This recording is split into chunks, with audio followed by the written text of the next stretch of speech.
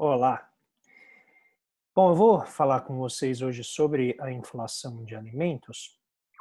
Algumas dúvidas surgiram nas redes sociais, né? Então a imprensa noticiou recentemente que houve esse aumento do preço do arroz e muitas pessoas estão com dificuldade de entender por que que isso acontece, se isso vai trazer a inflação de volta ou não.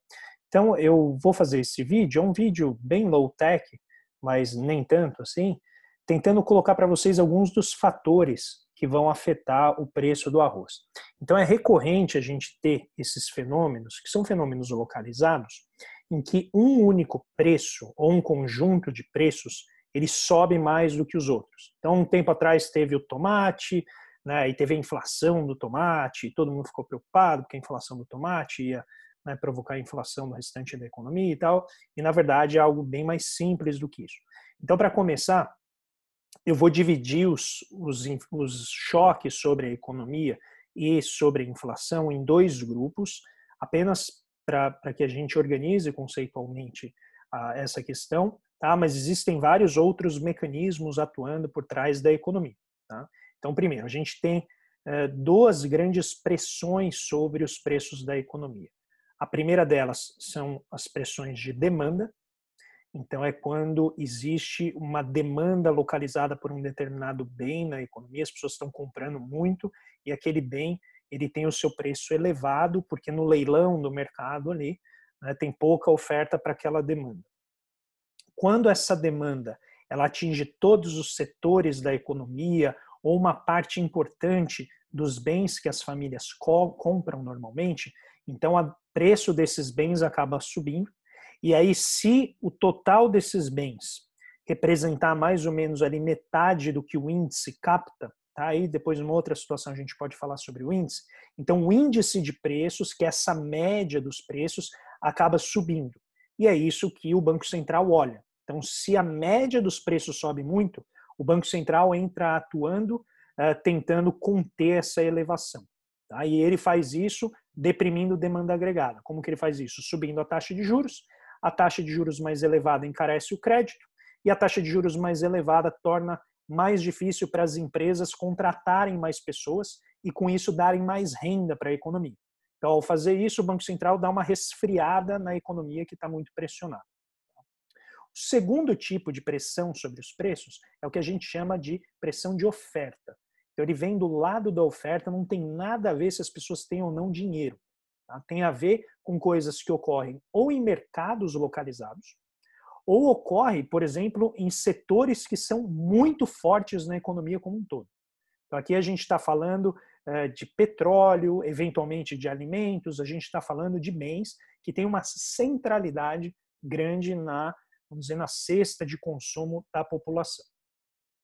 Quando isso ocorre, o Banco Central não pode fazer muita coisa, porque as ferramentas que o Banco Central tem estão associadas mais diretamente a ferramentas que afetam o lado da demanda. Os choques de oferta podem aparecer em duas grandes situações. Produção, então uma quebra de safra, uma geada que diminui a oferta de alimentos, né, ou diminuição das importações, né, tudo aquilo que diz respeito a quantidades. E tem o elemento cambial. Então, se a taxa de câmbio sobe, o que vai acontecer é que os produtos que também são importados ou que são exportados, eles vão gerar uma escassez aqui dentro da economia. E esse choque de oferta, né, essa combinação, em geral o Banco Central não pode fazer nada. O que ele tem que fazer? Evitar que essa elevação de preços se transmita para o restante da economia. Tá bem? É o que a gente chama de efeitos de segunda ordem. Então ele impede que quando sobe esse preço, que as pessoas continuem consumindo esse bem que está mais caro, mas continuem consumindo os outros bens que não encareceram. O resultado é que, com isso, você acaba gerando uma pressão para que todos os preços da economia continuem subindo. O que o Banco Central tenta fazer é, isso aqui subiu, não tem o que fazer, agora esses outros aqui eu vou impedir que eles continuem subindo, ou de preferência que eles caiam, porque aí na média eu seguro a inflação. Né? Quando um está subindo, o outro está caindo, na média eu consigo manter a inflação mais ou menos controlada. Bom, dito isso, o que está acontecendo com o arroz? É uma combinação dos dois lados da demanda.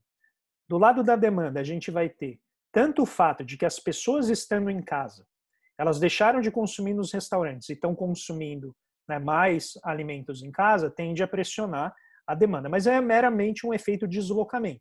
A pessoa estava indo para o restaurante comer, agora ela vai ao supermercado e compra aquele produto. Mas isso não significa que a demanda em si pelo produto aumentou, só deslocou. Só que em vez de aparecer como alimentação fora de casa, no índice, vai aparecer como alimentação, ou seja, quando a família vai ao supermercado e compra. Esse é o primeiro ponto. O segundo ponto do lado da demanda diz respeito ao fato de que uma parcela da população teve um aumento de renda. Em geral, as pessoas muito pobres. Agora, notem que isso não é suficiente para explicar porque os alimentos estão subindo, como colocou o vice-presidente. Tá?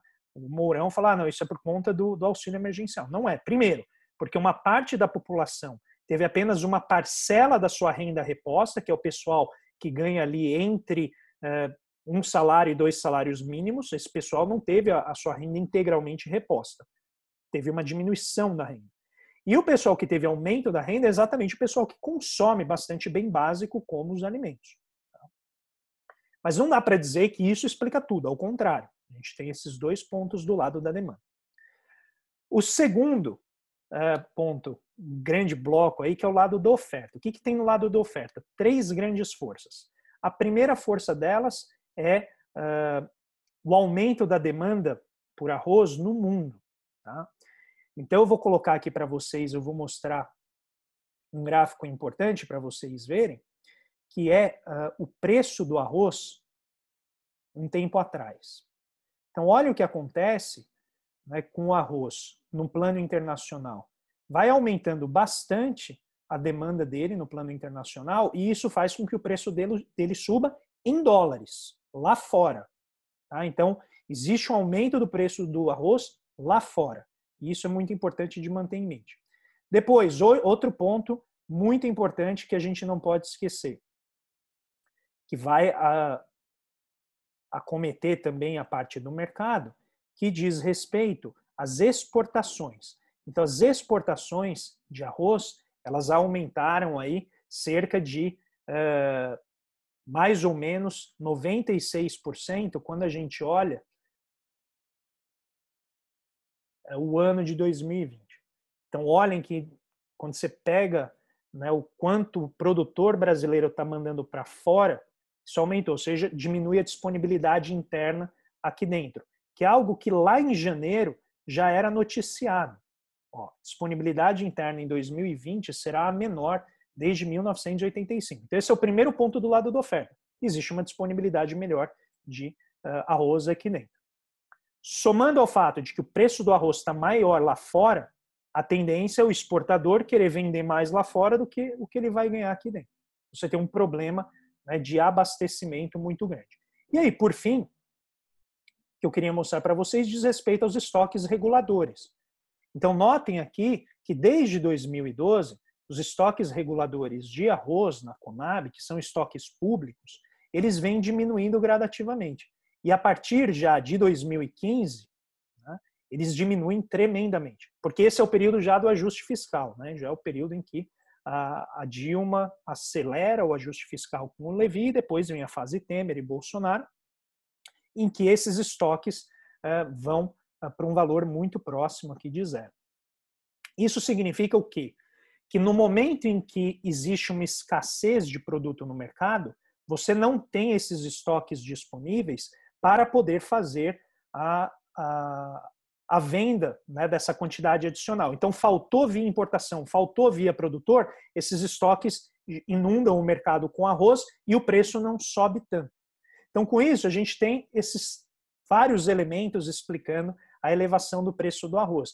E aí, quando a gente vai olhar os índices de preço, e é isso que muitas pessoas ficam bastante impressionadas, né, quando elas olham, é porque dá a impressão que a inflação está fugindo do controle. Tá? Mas isso, na verdade, não é o que está acontecendo. Eu quero mostrar para vocês aqui que exatamente por conta da depreciação cambial, o preço desse bem, que é o arroz, compete com a demanda lá de fora. E a demanda lá de fora, então, atrai esses recursos no caso o arroz, a disponibilidade lá para fora. Então, quando a gente olha o índice, o que a gente vê? Que o índice de preços ao atacado, que é esse IPA, aqui que é calculado pela FGV, quando você vê a partir do problema da pandemia, que essa linha azul são os preços em 2020, o que acontece? Esses preços disparam. Porque no atacado, a gente está pegando ainda o efeito daquela primeira onda de elevação do preço do arroz. Mas como eu mostrei para vocês, essa elevação já está sendo diminuída. Quando a gente olha esse gráfico, já está reduzindo de novo. O problema é que o fornecedor ele pegou o arroz aqui atrás, então ele ainda está competindo com o preço vigente lá atrás. A tendência é esse preço ir diminuindo, e quando o preço diminuir, isso eventualmente vai chegar no índice ao atacado e depois vai chegar finalmente no índice ao consumidor. Então a gente consegue ver isso muito claramente aqui nesse relatório que o Banco Fator fez, muito bem feito pelo economista José Francisco. O que a gente nota aqui? Que quando a gente pega o índice de alimentação e bebidas, ele tem um repique. Só que o índice geral, vejam, ele dá só uma puladinha, porque a alimentação, né, geralmente pega 20% do índice. Isso causa o fenômeno tão característico de as pessoas verem uma inflação no índice, mas quando elas vão consumir, a inflação delas é muito maior. Tá? Porque o que mede a inflação, segundo o IBGE, é uma média de consumo. Então, o IBGE pega o que seria uma família típica. Tá? Então, uma média do que as famílias que ganham ali entre 8, se não me engano, 3 e 40 salários mínimos consomem. Então, é um espaço muito grande, né, em termos de distribuição de renda. Tá? Acho que até entre 1 e 40 salários mínimos. Então, a gente está pegando um universo muito grande que pode não representar aquilo que você consome. Por isso que acaba gerando um efeito grande nas classes de mais baixa renda, porque a alimentação para essas classes acaba tendo um peso muito maior dentro do orçamento familiar. Tá? Então eu queria passar apenas alguns desses números para vocês verem que não se trata do auxílio emergencial. O auxílio emergencial deve desempenhar uma parcela muito pequena, se tiver algum efeito, muito difícil a gente dizer isso agora, mas certamente é a combinação de elementos externos, ou seja, o preço do arroz lá fora, junto com a demanda por arroz lá fora, conforme, né, as próprias economias vão se abrindo lá fora, a demanda por esse bem aumenta. Depois, a gente tem um problema de resistência ao consumo, a substituição ao consumo aqui dentro, como meu grande amigo Fábio Terra muito bem colocou numa reportagem da BBC, que saiu hoje, vou deixar para vocês aqui no link, na descrição. 95% da população brasileira come arroz, não quer trocar por macarrão. Essa é uma questão de hábito de consumo. Então não é tão simples substituir, muito embora, em essência, arroz e macarrão sejam substitutos porque são carboidratos. O que eu quero deixar aqui muito firme para vocês é que esses choques localizados, eles ocorrem. Porém, existem dois fatores importantes que tendem a represar esses choques apenas naqueles setores e impedir que eles se ramifiquem, se disseminem para o restante dos preços. O primeiro deles é o altíssimo desemprego que a gente tem na economia brasileira, com altíssima capacidade ociosa na produção. Então, até a capacidade ociosa ser preenchida e a gente tiver as pessoas trabalhando de volta, dificilmente esses aumentos em um preço, né, ou num conjunto de preços, aqui a gente tem as leguminosas, cereais, todos eles estão com um preço bem pressionado. Dificilmente essa elevação setorial vai se transmitir para o restante da economia. Tá? E o segundo ponto é exatamente o que o Banco Central calcula, que é o nível de difusão de elevações de preço. O Banco Central calcula isso, e a difusão, por conta da crise, está muito baixa. Então, isso abre, evidentemente, uma preocupação para como vai ocorrer daqui a pouco. Então, a gente não teve ainda reajuste de plano de saúde esse ano, porque a ANS pressionou os planos de saúde a não reajustar, e eles iam reajustar em torno de 20%. Então, se eventualmente esse reajuste acontecer, a tendência é os preços subirem, mas aí no lado de serviços de saúde. E, finalmente, a gente também tem o problema da baixíssima atividade no setor educacional, que é uma outra fonte de despesa muito importante para as famílias. Então, retornando às escolas, a tendência é que esses valores, né, vão recompor as perdas que as escolas tiveram, e isso também vai pressionar os preços. O que é importante acontecer? E aqui é o papel do Banco Central em administrar, né, essas pressões inflacionárias localizadas. O que o Banco Central tem que fazer? Garantir que esses aumentos setoriais ocorram de maneira escalonada no tempo, de maneira diluída no tempo. Porque aí quando você tem um aumento num determinado momento, dá um tempinho, esse aumento se dissipa, vem um outro aumento, ele se dissipa e ele não gera esse poder difusório sobre toda a economia, sobre todos os preços, que é o que normalmente a gente viveu ali entre os anos 60 até o Plano Real. Um choque de preços localizados se traduzia no aumento generalizado de preços, que é o que nós chamamos de inflação. Então, inflação não é a elevação de um preço localizado, é a elevação da média dos preços, tá bem? Então, fiquem aqui com essa reflexão, vão estudar, podem, né, ler mais se vocês quiserem sobre o tema. Eu vou deixar alguns links aqui para quem tiver interesse, mas que fique nítido que a elevação do preço dos alimentos, em particular do arroz, não é meramente uma questão de efeito do auxílio emergencial, é algo muito mais complicado do que isso e certamente não pode ser resolvido chegando na ponta do comércio, do varejo, que é o final de toda elevação de preços que ocorre ao longo da cadeia produtiva, e falar para os supermercados absorverem aquela perda. Infelizmente, a economia não funciona assim. Poderia funcionar, mas a gente já aprendeu que você não faz esse tipo de intervenção cirúrgica controlando o preço, porque isso gera um passivo, ou seja, uma dívida que a sociedade tem com aquele setor. Se a sociedade aceita essa dívida ou não, são outros 500. Mas o setor, no primeiro momento que ele tiver, que ele puder, ele vai elevar esses preços para repor as perdas que eles tiverem. Então, isso significa que a economia a gente tem que tratar de maneira delicada, olhando de forma sistêmica e entendendo exatamente o que está por trás e não gerar também temor onde não há necessidade, pelo menos enquanto a gente não tiver melhores informações. Tá bem? Um grande abraço, bom final de dia, a gente se vê por aí.